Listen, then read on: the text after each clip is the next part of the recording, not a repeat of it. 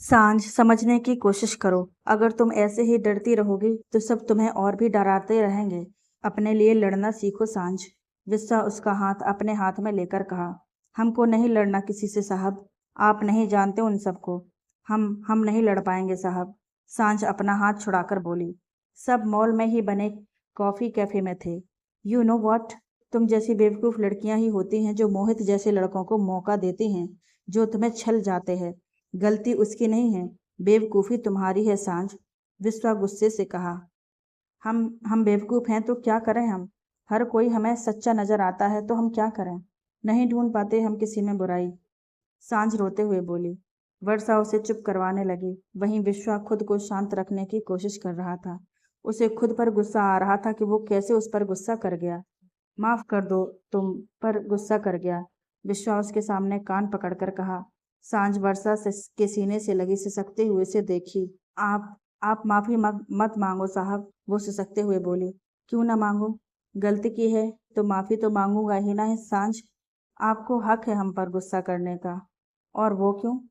नहीं जानते, सांझ नम आंखों से बोली। विश्वा के होठों पर हल्की सी मुस्कुराहट पसर गई। सब सांझ को समझा रहे थे कि वो अम्मा जी के खिलाफ आवाज उठाए, पर सांझ डर रही थी। अम्मा जी को वो भली भांति जानती थी। एक बार अपना हाथ आगे बढ़ाओ सांझ, मैं हूं तुम्हारे साथ, कुछ नहीं होने दूंगा तुम्हें। विश्वा अपना हाथ आगे करके कहा। सिर्फ विश्वा ही नहीं, तुम्हारे दोनों भाई भी हैं सांझ। हम अपनी बहन को अब एक खरोंच भी नहीं आने देंगे। क्यों वैभव? सक्षम वैभव से कहा तो वो हाँ में अपनी गर्दन हिला दिया।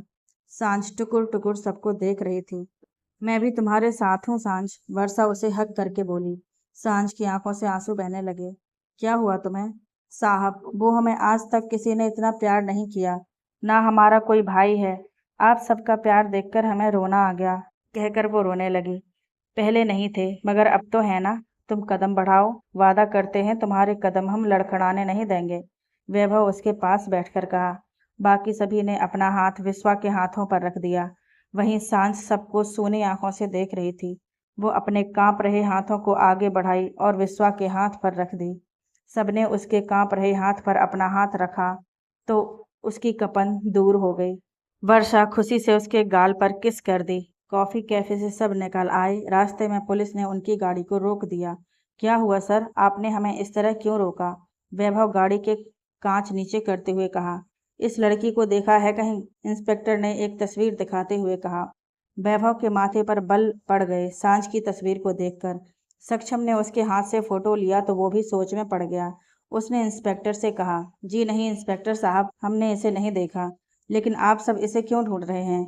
कुछ नहीं, मंत्री जी का ऑर्डर है, ये लड़की उनकी रिश्तेदार लगती है। उनका ऑर्डर है तो हमें फॉलो करना होगा ना। एनीवे, अगर ये तुम्हें कहीं दिखे तो हमें इन्फॉर्म कर देना। जी इंस्पेक्टर साहब, वैभव ने कहा और गाड़ी आगे बढ़ा दिया।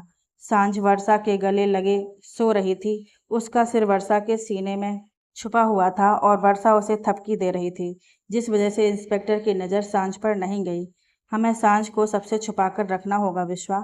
अगर किसी की नज़र उस पर गई तो सब इंस्पेक्टर को बता देंगे। सारे शहर में उसकी गुमशुदा की पोस्टर लग चुकी है। पर मंत्री उसे क्यों ढूंढ रहा है? सांझ से उसका क्या लेना देना है? सक्षम सोचते हुए कहा। वहीं विश्वास समझ गया कि वो मंत्री सांझ को क्यों ढूंढ रहा है। उसने अपनी मुट्ठियां कस लीं। जब तक केस नहीं कर देते हैं कोर्ट में तब तक सांझ मेरे साथ रहेगी। पर तेरी आई बाबा विश्वा, वो मान जाएंगे सांझ को अपने घर में पनाह देने के लिए? मैं मनाऊंगा वैभव उन्हें, विश्वा कहा तो सब मुस्कुरा दिए। 24 घंटे का समय देता हूँ तुम सबको। अगर 24 घंटे के अंदर वो नहीं मिली तो तुम सबका ट्रांसफर करवा दूंगा मैं। मंत्री गुस्से से इंस्पेक्टर पर भड़कते हुए बोला। मंत्री साहब, आप बेफिक्र रहिए, हम जल्द से जल्द इसे ढूंढ निकालेंगे। मंत्री इंस्पेक्टर पर भड़क कर चला गया। उसे किसी भी कीमत पर सांझ चाहिए थी, अपनी हवस मिटाने के लिए। अम्मा जी भी सांझ को पुणे के हर जगह में ढूंढ रही थी, पर न सांझ उन्हें मिल रही थी और न उसकी खबर उन्हें मिल रही थी। रूपा खुश थी कि सांझ यहाँ से भाग गई, अब कभी वो इस नर्क में न आए। इस लड़की को तू यहाँ से क्यों लेकर आया है विशु? यहाँ लेकर क्यों आया है विशु? इसे तो बाहर पुलिस ढूंढ रही है। जानता हूँ आई, विश्वा अपनी आई से कहा और सांझ का हाथ कसकर पकड़ लिया। आई, मुझे तुझसे कुछ जरूरी बात करनी है। क्या बात है विशु?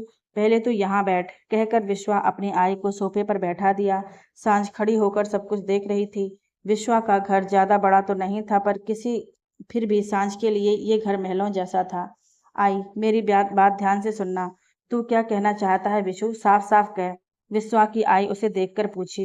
विश्वा अपनी आई का हाथ अपने हाथों में लेकर कहना शुरू किया, जिसे सुनकर विश्वा की आई अपलक विश्वा को देखती रही। उन्होंने गुस्से से उससे अपना हाथ छुड़ाया और बोली, तू पागल हो गया है क्या विशु? सारे शहर की लड़कियां मर गई थीं क्या, जो तुझे ये कोठे वाली ही मिली प्यार करने के लिए? आई, ऐसे मत बोलो। विश्वा अपनी आई से कहा, देख, जो तू बोलेगा वो सब करूंगी, पर ये बाजारू लड़की मेरे घर में नहीं रहेगी। वो बाजारू नहीं है आई। कोठे पर रहने वाली लड़कियां बाजारू ही होती हैं विशु। सांझ ये सब सुनकर रोने लगी थी। उसकी आई भी अपनी जगह सही थी। आखिर कौन सी औरत सांझ जैसी लड़की को अपने घर की बहू बनाएगी? तुम निकलो मेरे घर से अभी के अभी। विश्वा की आई सांझ को बाहर ले जाते हुए बोली, ये कहीं नहीं जाएगी आई। विशु, तू इसके लिए अपनी आई से बहस कर रहा है? हाँ, कर रहा हूँ। इसके लिए अगर पूरी दुनिया से भी बहस करना पड़े तो कर लूंगा, पर इसका साथ नहीं छोड़ूंगा।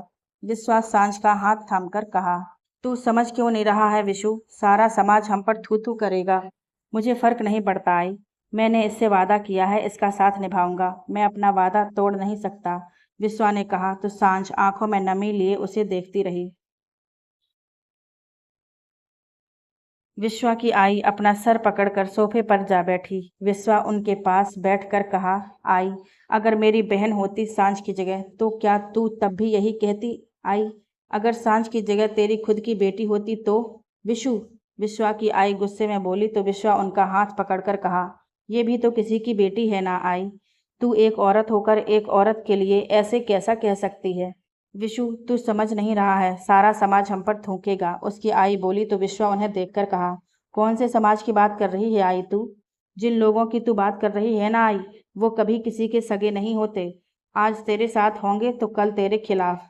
उन्हें सिर्फ अपने मतलब से काम होता है। ये समाज किसी का सगा नहीं होता आई।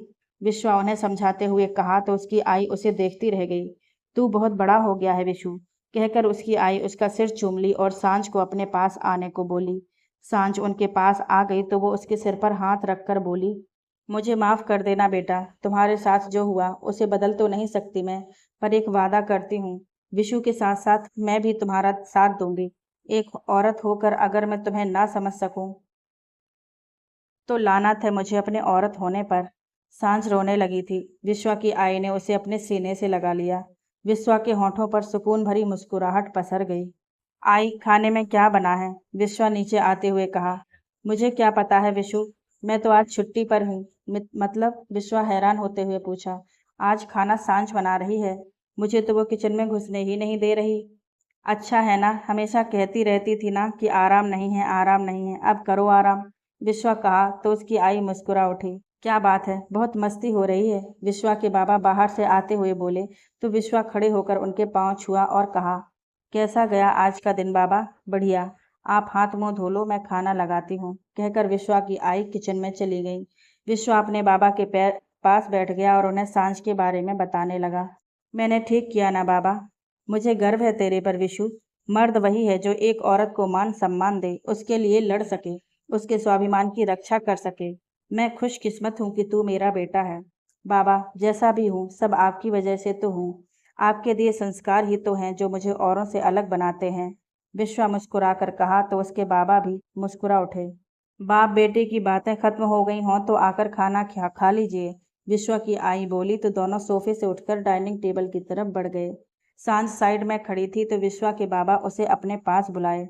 जी साहब जी, यहाँ कोई दिक्कत तो नहीं है ना? नहीं। कोई परेशानी हो तो बेझिझक हमसे कहना। सांझ कुछ नहीं बोली। विश्वा के बाबा ने उसके सिर पर हाथ रख दिया। सांझ की आंखें डबडबा गईं। खाना खाकर विश्वा के आई बाबा सोने चले गए। सांझ किचन का काम समेट रही थी और विश्वा बाहर बैठा हुआ था। सांझ के हाथों से एक प्लेट छूट कर गिर गया। प्लेट टूटने की आवाज़ सुनकर विश्वा तुरंत किचन में गया तो देखा सांझ खड़ी होकर रो रही थी। साहब, हमने जानबूझकर नहीं किया, वो गलती से छूट गया हमसे, वो सिसकते हुए बोली। सांझ, एक प्लेट के लिए इतना क्यों रो रही हो? प्लेट ही तो है ना, दूसरी आ जाएगी। पर साहब, सांझ कुछ कहने को हुई पर तब तक विश्वा उसे चुप करवा दिया। सांझ को लगा कि विश्वा उस पर गुस्सा करेगा, उसने प्लेट तोड़ दी है तो, और इस वजह से वो और भी ज्यादा रो रही थी। पर यहाँ उसकी सोच के उल्टा हो रहा था। विश्वा उसे शांत किया और उसे बाहर सोफे पर बैठा दिया और खुद किचन में जाकर टूटी हुई प्लेट के टुकड़े उठाकर उन्हें डस्टबिन में डाल दिया। विश्वा बाहर आया तो सांझ चुपचाप सोफे पर एक कोने में बैठी हुई थी। विश्वा उसे एक कमरे में लेकर आया जो उसी के बगल में था। तुम यहाँ सो जाओ, किसी चीज की जरूरत हो तो मुझसे आकर कह देना, मैं बगल में ही हूँ। साहब ये कितना बड़ा है? इतना भी बड़ा नहीं है ये जितना तुम कह रही हो। हमारे यहाँ तो इसमें 2-3 कमरे आ जाते हैं साहब। वो कमरे को देखते हुए बोली तो विश्वा कुछ नहीं कहा। सांझ को सोने का बोल विश्वा अपने कमरे में गया और वर्षा को कॉल लगा दिया। बोल विश्वा, क्या हुआ? वर्षा जो सो रही थी वो बेड पर से उठकर बैठते हुए बोली। वर्षु, अंकल से बात की? वो क्या बोले? अभी नहीं विश्वा, डैड रात में काफी थके हुए लग रहे थे इसलिए बात नहीं कर पाए। कोई बात नहीं। हे विश्वा, तू कल मेरे घर पर ही आ जा और तू ही बात कर ले डैड से, और हो सके तो सांझ को भी लेते आना। पर सांझ को कैसे लेकर आऊं वर्षु? तू जानती है ना वो अम्मा जी और वो मंत्री उसे ढूंढ रहे हैं। एक काम कर सकते हैं। क्या? विश्वा पूछा तो वर्षा उसे कुछ बताने लगी, जिसे सुनकर विश्वा मुस्कुरा दिया। तेरे दिमाग से ये खुराफाती जाएंगी नहीं कभी, इस जन्म में तो नहीं जाएंगी। मुझे नींद आ रही है, कल सुबह आ जाना, ठीक है? कहकर विश्वा कॉल कट कर दिया। अगली सुबह विश्वा बाथरूम से अपने बाल पोंछते हुए निकला। वो आईने के सामने खड़ा होकर अपने आप को देख रहा था। तभी सांझ उसके लिए सुबह की चाय लेकर आई, पर विश्वा को ऐसे देखकर वो कांपने लगी। साहब, अरे सांझ तुम यहाँ? विश्वा झट से अपनी टी शर्ट पहनते हुए पूछा। वो हम आपके लिए चाय लेकर आए थे। सांझ अपनी नजर इधर उधर घुमाते हुए बोली। मैंने टी शर्ट पहन ली है, तुम देख सकती हो मुझे। विश्वा कहा तो सांझ उसकी तरफ देखी। कितना प्यारा लग रहा था वो। उससे भी प्यारे उसके डिम्पल थे। जब वो हंसता था तब उसके गालों पर पड़ जाते थे। वो खोई सी उसे देखने लगी तो विश्वा उसके सामने चुटकी बजा दिया। क्या हुआ? कुछ नहीं साहब, कहकर वो जाने लगी तो विश्वा ने उसे रोका और उसे एक पैकेट पकड़ा दिया। साहब, इसमें क्या है? खुद ही देख लो। सांझ पैकेट खोलकर देखी तो उसमें एक खूबसूरत सा सलवार सूट था। साहब, इसकी क्या जरूरत थी? जरूरत कैसे नहीं थी सांझ, एक ही कपड़े में कितने दिन तक रहोगी तुम? मैं जानता था कि तुम अपने लिए कुछ नहीं खरीदोगी, इसलिए ये ड्रेस मैंने तुम्हारे लिए खरीद ली। बताओ कैसी है? क्या ड्रेस? अच्छी है पर काफी महंगी भी है। तुमसे ज्यादा महंगी नहीं है। जाओ, जाकर तैयार हो जाओ, हमें वर्षू के घर जाना है। विश्वा कहा तो सांझ हाँ में सिर हिलाते हुए चली गई। विश्वा सांझ को वर्षा के घर पर लेकर आया था। वर्षा अपने डैड से सुबह ही बात कर ली थी सांझ के बारे में, और वो उसका केस लड़ने के लिए राजी हो गए थे। वर्षा की मॉम कार एक्सीडेंट में कुछ साल पहले ही गुजर गई थी। वर्षा के डैड उसे कभी भी माँ की कमी महसूस नहीं होने देते थे। सांझ विश्वा का हाथ कसकर पकड़ी हुई थी। उसे डर लग रहा था केस करने से, पर विश्वा ने उसे हिम्मत दिया तो वो राजी हो गई केस लड़ने के लिए। वर्षा के डैड मिस्टर विनय प्रताप सब कुछ सुनने के बाद बोले, मैं अपनी तरफ से पूरी कोशिश करूंगा कि तुम्हें इंसाफ दिला सकूं। अगर मेरी वजह से तुम्हारी जैसी लड़कियों की जिंदगी संवर जाएगी तो मैं खुद को खुश नसीब समझूंगा। थैंक यू अंकल, विश्वा खुश होते हुए कहा। थैंक यू कहने की जरूरत नहीं है विश्वा। उन लोगों के खिलाफ तो मैं काफी पहले से केस लड़ना चाहता था, पर सबूत और गवाह ना होने के कारण कुछ कर नहीं पाता हूँ। इस बार नहीं बचेंगे वो लोग। तुम सब एंजॉय करो, मैं अपने कोर्ट निकलता हूँ। डैड, वर्षा विनय जी के गले लग गई तो वो प्यार से उसके सिर पर हाथ रखकर चले गए।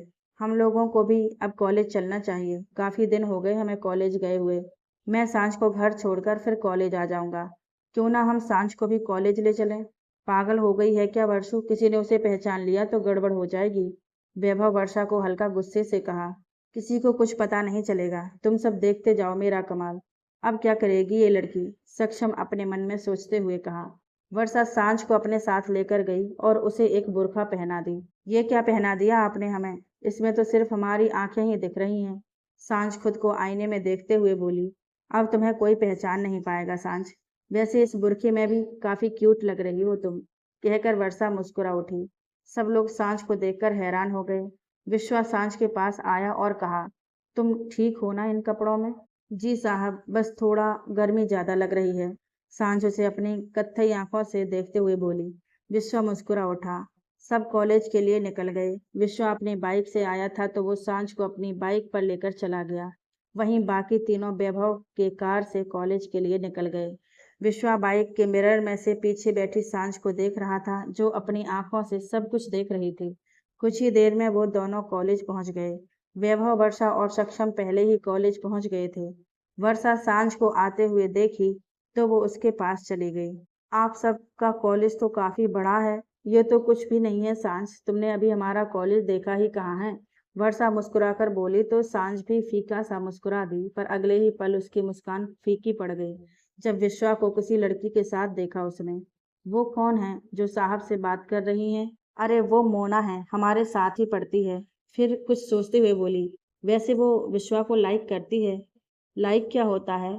लाइक का मतलब जब हम किसी को पसंद करते हैं, वर्षा मुस्कुराते हुए बोली। वहीं सांझ के माथे पर बल पड़ गए। वो घूरते हुए विश्वा को देखने लगी, फिर अचानक ही उसकी आंखों में आंसू भर आए। साहब भी उन्हें पसंद करते हैं ना? सांझ भारी आवाज से पूछी। तुम खुद खुद ही पूछ लेना उससे कि वो मोना को पसंद करता है कि नहीं।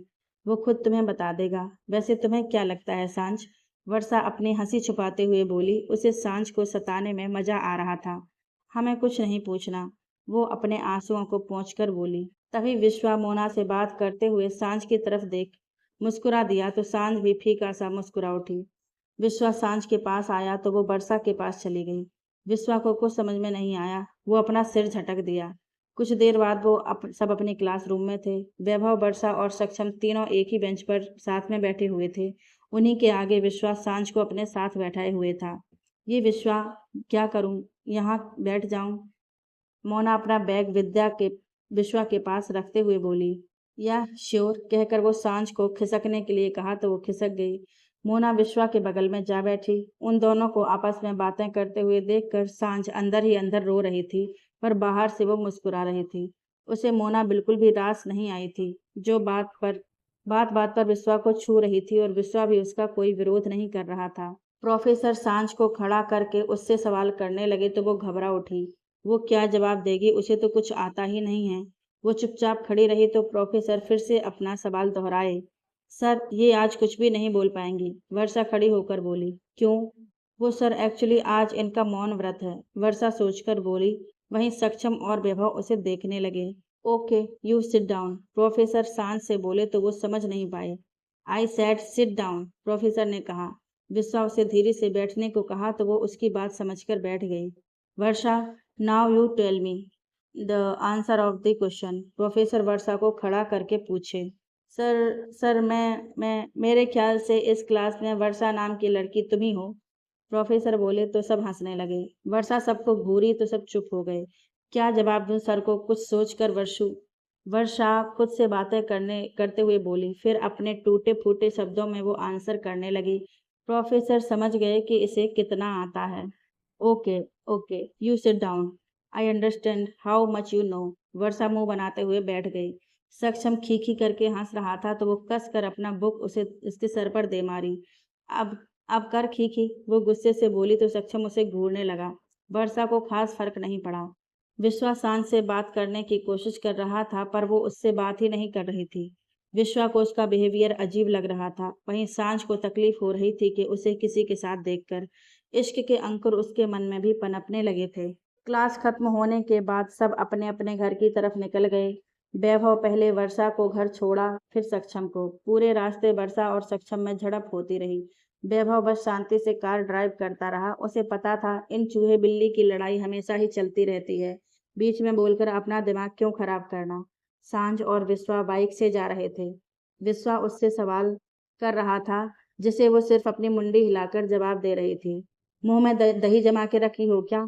विश्वा उससे पूछा तो सांझ ना में गर्दन हिला दी।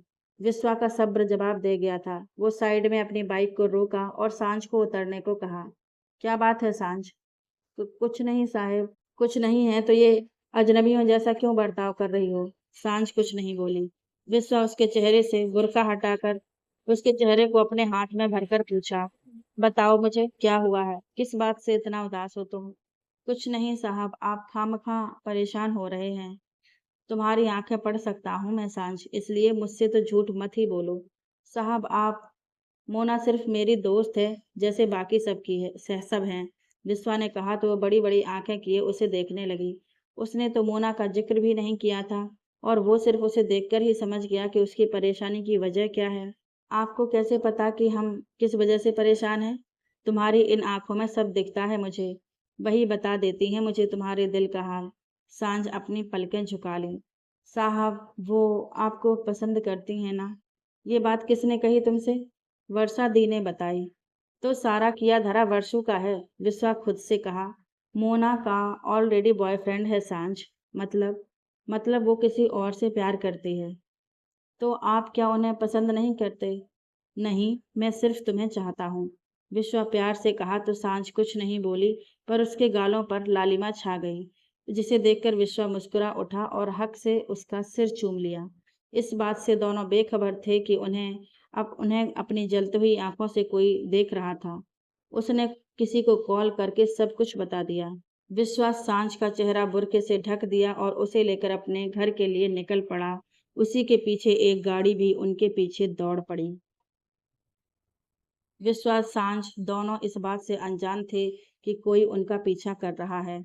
विश्वास सांझ के साथ अपने घर पहुंचा। उसके घर से थोड़ी दूरी पर एक गाड़ी रुकी। उसमें बैठा शख्स उस घर को घूरते हुए देखा और अपने मन में कहा, तो साली यहाँ छुप छुप के बैठी है, कब तक बचेगी मेरी भोली सांझ। अम्मा जी तुझे लेने आती ही होंगी। तेरी जगह कोठी पर है और तू वहीं पर रहेगी, कहकर वो कातिल तरीके से मुस्कुरा उठा। ये क्या पहना है बेटा तुमने? आई सांझ को बुरखे में देखकर चौंक गई। हमने नहीं पहनी, वो बरसा दी ने हमें पहना दी ताकि हमें कोई पहचान ना ले। अच्छा, जाओ जाकर फ्रेश हो जाओ, थक गई होगी ना। आई ने कहा तो सांझ अपने कमरे में चली गई। आई, तू कहीं जा रही थी क्या? विशु, वो घर का राशन खत्म हो गया है, वही लेने मार्केट जा रही हूँ। मेरे होते हुए तू मार्केट जाएगी आई? ये अच्छी बात नहीं है ना। तू आराम कर, राशन मैं लेते आऊंगा। तू मुझे लिस्ट बनाकर दे देना। क्या बात है विशु, आजकल तू मेरी बड़ी सेवा कर रहा है। वो तो मैं हमेशा करता हूँ आई। और वैसे भी आपके और बाबा के चरणों में ही तो मेरा संसार है। आपके लिए कुछ भी कर लूँ, सब छोटा ही लगता है। तू और तेरी बातें हमेशा मुझे रुला देती हैं। आई मुस्कुराकर बोली। मैं फ्रेश होकर आता हूँ, कहकर विश्वा अपने कमरे में चला गया। थोड़ी देर बाद विश्वा लोअर और टी शर्ट पहने नीचे आया तो देखा आई सोफे पर बैठकर लिस्ट बना रही थी और सांझ किचन में चाय बना रही थी। विश्वा अपनी आई के पास जाकर बैठ गया। सांझ ट्रे में चाय और उसके साथ स्नैक्स लेकर विश्वा के पास आई। साहब, चाय रख दो, कहकर विश्वा सांझ की तरफ देखा तो बस देखता ही रह गया। सांझ के बाल गीले थे और उसमें से पानी की बूंदें नीचे फर्श पर गिर रही थीं। ये क्या है सांझ? कि क्या हुआ साहब? तुमने अपने बाल ढंग से सुखाए नहीं? देखो तुम्हारे बालों से पानी कैसे फर्श को भिगो रहा है। माफ कर दीजिए साहब, वो हम जल्दी जल्दी में सही से इन्हें पहुंच नहीं पाए। सांझ गर्दन झुकाकर बोली। कोई बात नहीं सांझ, मेरे कमरे में हेयर ड्रायर है, तुम उससे अपने बाल सुखा लो जाकर। आई बोली तो सांझ ना समझी से उन्हें देखने लगी। क्या हुआ? वो हमें हेयर ड्रायर इस्तेमाल करना नहीं आता है, सांझ धीरे से बोली। तो इसमें कौन सी बड़ी बात है बेटा, मैं सिखा देती हूँ तुम्हें, चलो मेरे साथ, कहकर आई सांझ को अपने कमरे में लेकर चली गई। सांझ पीछे मुड़कर विश्वा को देखी तो वो अपनी पलकें झपका दिया। सांझ ड्रेसिंग टेबल के सामने बैठी हुई थी और आई उसके बाल सुखा रही थी। दरवाजे के पास खड़ा विश्वा झांक को देखकर मुस्कुरा रहा था। वहीं सांझ तरह तरह के मुंह बना रही थी। तू अभी तक गया नहीं मार्केट? दरवाजे के पास खड़े विश्वा को देखकर आई पूछी। बस जा ही रहा था आई, वो सक पकाकर कहा। फिर पीछे मुड़कर कहा, आई मैं सोच रहा था कि बाहर से आपके लिए कुछ खाने को लेकर आऊं। आप क्या खाओगे? मेरे लिए मोमोज लेते आना, बाकी तू सांझ से पूछ ले वो क्या खाएगी। तुम्हारे लिए क्या लेकर आऊं सांझ, बताओ क्या खाओगी? विश्वा प्यार से पूछा। कुछ नहीं साहब, हमें कुछ नहीं चाहिए। अरे ऐसे कैसे कुछ नहीं चाहिए? विश्वा उसकी तरफ बढ़ते हुए कहा। विश्वा के बाबा का कॉल आया तो आई बाहर जाकर उनसे बात करने लगी। साहब, हमें सच्ची में कुछ नहीं चाहिए, पर मुझे तो तुम्हें कुछ खिलाना है। बताओ, चलो बताओ बाहर से खाने के लिए क्या लेकर आऊं? चाउमीन, मंचूरियन, मोमोज, बर्गर, क्या चाहिए तुम्हें? कुछ नहीं, आई जो खाएंगी वो हम खा लेंगे। वो तो आई की पसंद है ना, पर मुझे तुम्हारी पसंद का कुछ लाना है। साहब आप बताओ सांझ। साहब हम क्या बताएं अपनी पसंद? हमें नहीं पता। क्या पसंद मतलब? किसी ने आज तक हमसे हमारी पसंद पूछा नहीं ना। तो हम नहीं जानते कि हमें क्या पसंद है। ऊपर से आप जो बोले, हम वो सब कभी खाए ही नहीं, तो कैसे बता दें आपको कि हमें क्या पसंद है। सांझ बोली तो विश्वा अपलक उसे देखने लगा। उसने सांझ के बालों को कान के पीछे किया और उसके गालों पर हाथ रखकर कहा, अब से ऐसा नहीं होगा सांझ। सांझ खोई सी उसे देखने लगी। विश्वा उसका गाल थपथपाकर कहा, मैं तुम्हारे लिए मोमोज लेते आऊँगा, एक बार खाकर देखना, अच्छी लगेगी। सांझ ने हाँ में सिर हिला दिया। विश्वा मुस्कुराकर मार्केट चला गया। सांझ अपने गालों पर हाथ रखी और हौले से मुस्कुरा उठी। उसने जल्दी से अपने सूख चुके बालों को समेटा और जूड़ा बना ली। विश्वा की करीबी से सांझ की धड़कनें तेज हो जाती थीं। एहसास तो उसे भी होने लगा था, पर डरती थी। फिर भी इश्क में छले जाने से डरती थी वो कि उसकी वजह से विश्वा को बदनामी ना सहना पड़ जाए। सांझ बाहर बाहर आई के कमरे से निकलकर बाहर आई और सीधा किचन में चली गई। वो जूठे कप और प्लेट को धोने लगी, तभी घर की घंटी बजी तो सोफे पर बैठकर टीवी देखते हुए आई उठी और जाकर दरवाज़ा खोल दी। सामने एक औरत और कुछ आदमी खड़े थे। जी, आप कौन हैं? अभी पता चल जाएगा। कहाँ है छोकरी? बाहर निकल साली, बहुत भाग लिया, बाहर निकल वरना। जानी पहचानी आवाज़ सुनकर सांझ का बदन कांप उठा। उसके हाथों से कप छूटकर नीचे फर्श पर गिर पड़ा। अम्मा जी, वो थरथराते हुए लबों से बोली, बाहर निकल नहीं तो इसकी जान ले लूंगी मैं। अम्मा जी के आदमी विश्वा की आई पर बंदूक ताने हुए थे। सांझ हद से ज्यादा डर गई और वो डरते हुए किचन से बाहर आई। बेटा भाग जाओ यहाँ से, इन्हें छोड़ दीजिए अम्मा जी, इन्होंने कुछ नहीं किया, प्लीज इन्हें कुछ मत कीजिए। सांझ गिड़गिड़ाते हुए बोली, बहुत पर निकल आए थे ना तेरे, एक एक करके तेरे सारे पर को काट दूंगी मैं। तुझे क्या लगा था कि तू मेरी कोठी से भाग जाएगी तो मैं तुझे ढूंढ नहीं सकूंगी? छोड़िए, हमें दर्द हो रहा है, सांझ अपने आप को छुड़वाते हुए बोली। वहीं अम्मा जी उसके बालों को कसकर अपनी मुट्ठियों में दबोची हुई थी और एक हाथ से उसके मुंह को दबाई हुई थी, जिससे वो छटपटा रही थी। मेरे कोठे से भागने का क्या अंजाम होता है ये मैं तुझे बताऊंगी। चलो बे सब। अम्मा जी सांझ को अपने साथ ले जाने लगी तो विश्वा की आई ने सांझ का हाथ पकड़ लिया और सांझ को उनसे बचाने की कोशिश करने लगी, पर अम्मा जी के आदमी उनके ऊपर गोली चला दिए, जिससे वह वहीं गिर पड़ी। उनके कनपट्टी से खून बहकर फर्श को भिगो रहा था। सांझ चीखते हुए धम्म से गिर पड़ी। उसने अपने मुंह पर हाथ रख लिया। कावेरी, पीछे से विश्वा के बाबा अपनी बीबी को इस तरह देखकर घबरा उठे और अपनी पत्नी के पास जाकर बोले, कावेरी, ये क्या हो गया तुम्हें? विशु के बाबा, उसको बचा लीजिए, वो इतना ही कहकर अपनी आंखें बंद कर ली। वही अम्मा जी सांझ को घसीटते हुए ले जाने लगी। अम्मा जी के आदमियों ने विश्वा के बाबा को भी मार दिया जब उन्होंने सांझ को बचाने की कोशिश की। अम्मा जी सांझ को गाड़ी में धकेल कर बैठा दी और वहां से निकल गईं। अम्मा जी के जाते ही विश्वा अपनी बाइक से अपने घर पहुंचा। उसके होठों पर मुस्कान खिली हुई, जो कि घर में घुसते ही गायब हो गई। हाथ से थैला छूटकर गिर पड़ा। वो कसकर चिल्लाया, आई बाबा, ये सब किसने किया? आई आई उठना, आई देख, मैं तेरे लिए मोमोज लेकर आया हूँ। आई उठना बाबा, आप देखो ना, आई नहीं सुन रही। विशु, उसके बाबा ने कहा। हाँ बाबा, बोलो। उसे बचा ले विशु, वो लोग उसे यहाँ से ले गए विशु, तू ही अब उसे बचा सकता है। वादा कर विशु कि तू उसे कुछ नहीं होने देगा। वादा करता हूँ बाबा, सांझ को कुछ नहीं होने दूंगा, उसे उस दलदल से निकाल कर रहूंगा। मुझे तुझसे यही उम्मीद थी विशु, मेरा आशीर्वाद हमेशा तेरे साथ है। कहकर उन्होंने भी विश्वा के हाथ में अपना हाथ छुड़ा लिया। बाबा, वो कसकर चीख पड़ा। चंद पलों में उसकी दुनिया बदल गई थी। उसके आई बाबा उसे छोड़कर चले गए थे। वो अपने आई बाबा के पास बैठा हुआ उन्हें देख रहा था। देखते ही देखते विश्वा उन्हें पकड़कर फपक पड़ा।